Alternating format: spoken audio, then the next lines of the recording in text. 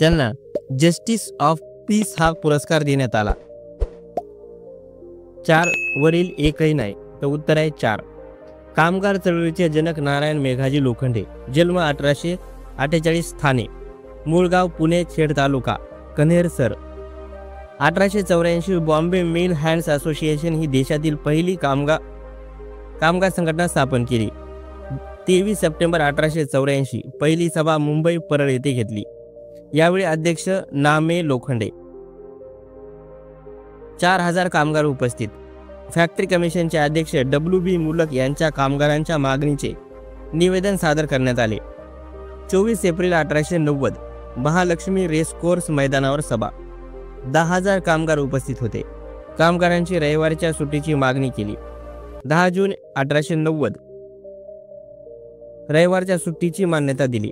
नारायण मेघाजी लोखंडे यांनी हिंदू मुस्लिम दंग्याच्या वेळी केलेल्या कार्यामुळे त्यांना राव बहादूर व जस्टिस ऑफ पीस या पदवीने सन्मानित करण्यात आले. प्लेगच्या आजाराने 1897 मध्ये लोखंडे यांचे निधन झाले. काय झालं? पुढील 2 विधानांचा विचार करा. PSI 2013. पूर्वी किमान काही ठिकाणी मातृसत्ताक पद्धती होती व स्त्री या श्रेष्ठ समजल्या जायच्या, परंतु नंतर जसा मानवी समाजाचा विकास झाला तसा या परिस्थितीत फरक पडला. PSI 2013चा प्रश्न. कामाच्या वाटणीची संकल्पना त्यास कारणीभूत आहे. आता सांगा की प्रथम विधान बरोबर, परंतु दुसरे विधान प्रथम विधानाकरता कारण नाही. प्रथम विधान बरोबर व दुसरे प्रथम विधानाकरता कारण आहे. तिसरं, प्रथम विधान अयोग्य, त्यामुळे दुसऱ्या बाबत प्रथमच्या कारणाचा प्रश्न उद्भवत नाही.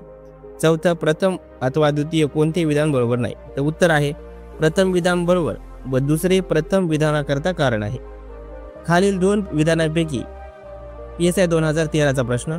फॅक्टरी ॲक्ट 1881 हा तसा कडक होता. फॅक्टरी ॲक्ट 1881, 92, 1948 हे त्या घटकांना लागू केले गेले ज्यात कामगारांची संख्या उत्तरोत्तर कमी होत गेली. पर्यायी उत्तरे. दोन्ही विधाने बरोबर आहेत, एकही विधान बरोबर नाही. 3, विधान A बरोबर आहे, B नाही.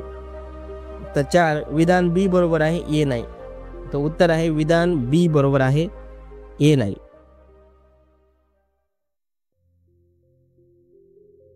अठराशे 81चा फॅक्टरी ॲक्ट कडक नव्हता, तर तो खूप सौम्य होता, म्हणून हे चुकीचे आहे. आदिवासी चळवळीच्या संदर्भात पुढील कोणते विधान अयोग्य आहे? PSI 2013चा प्रश्न. शामराव व गोदावरी पुरवळेकर यांनी वारळीच्या उन्नतीसाठी बरेच परिश्रम घेतले. बाळासाहेब खैर यांना आपले कार्य हिंदू सेवा समाजाची स्थापना करून सुरू केले. ताराबाई मोडक यांनी ठाणे जिल्ह्यात कोसबाड येथे काम केले. अरुताई वाघ यांनी ताराबाई मोडक यांच्याकडून प्रेरणा घेतली.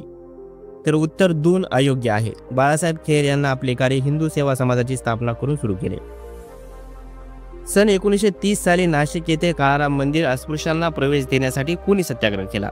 PSI 2013चा प्रश्न. पर्याय. सावित्रीबाई फुले, डॉक्टर बाबासाहेब आंबेडकर, महात्मा फुले, महात्मा गांधी. तर उत्तर आहे डॉक्टर बाबासाहेब आंबेडकर. काळाराम मंदिर प्रवेश 3 मार्च 1930. असा निर्णय का घेतला? अस्पृश्य हे हिंदू धर्माचे घटक असूनही त्यांना काळाराम मंदिर प्रवेश नव्हता, म्हणून हा निर्णय घेतला. सत्याग्रह 3 मार्च 1930. बाबासाहेबांच्या नेतृत्वाखाली नाशिक शहरात 8 ते 10,000 नागरिक जमा झाले.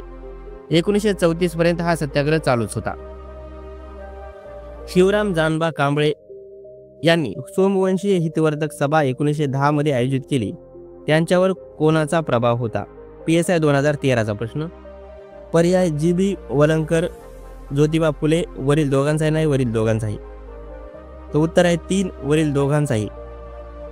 शिवराम जानबा कांबळे यांच्यावर वलंकर, फुले, लोकहितवादी गोपाळ गणेश आगरकर, बाबा पदमजी यांचा प्रभाव होता. महत्त्वाची माहिती. गोपाळ बाबा वलंकर दलितातील पहिले वृत्तपत्र वार्ताहर. विटाळ विध्वंस. किसन बापूजी बनसोडे नागपूर अस्पृश्यांची शैक्षणिक आर्थिक प्रगती व्हावी म्हणून सन्मानबोधक निरापृत समाज स्थापन केले. अन्नपूर्णा ही विलायतेत शिक्षणासाठी जाणारी पहिली महाराष्ट्रीयन महिला होती. तिचा विवाह आयरिश पुरुषाशी झाला. विष्णुशास्त्री पंडित इंदू प्रकाश वृत्तपत्रातून स्त्रियांच्या दुःखाला वाचा फोडली. यांनीच पुनर्विवाह उत्तेजक मंडळी स्थापन केली. आनंदीबाई जोशी USAत जाऊन वैद्यकीय डॉक्टरशास्त्रातील पदवी मिळवणारी देशातील पहिली महिला होय. शंकरराव देव यांच्या अध्यक्षतेखाली पुणे येथे स्थापन झालेल्या महाराष्ट्र सविनय कायदेभंगाच्या समितीला विले पार्लेहून सविनय कायदेभंगाच्या कार्यक्रमाला पाठिंबा मिळाला.